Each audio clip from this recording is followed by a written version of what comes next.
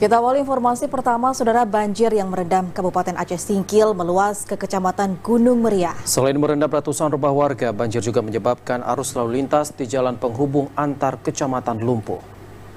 Tingginya intensitas hujan dan debit air kiriman dari Kecamatan Suro dan Simpang Kanan menyebabkan Sungai Cinendang meluap dan merendam 195 kepala keluarga di Desa Rimo dan Desa Cingkang, Kecamatan Gunung Meriah, Kabupaten Aceh Singkil. Ketinggian air banjir yang merendam ratusan rumah itu mencapai 60 cm hingga 1,5 meter pada sejumlah titik.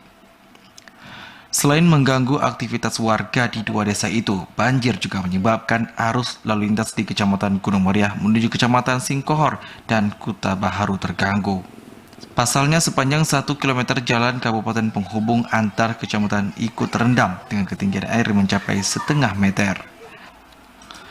Sementara itu, saat ini kondisi banjir yang merendam sejumlah desa dan jalan nasional di Kecamatan Simpang Kanan telah berangsur surut dan arus lalu lintas di ruas jalan nasional itu juga telah pulih. Dari Aceh Singkil, Jakartawan Adi Nugraha TVRI melaporkan.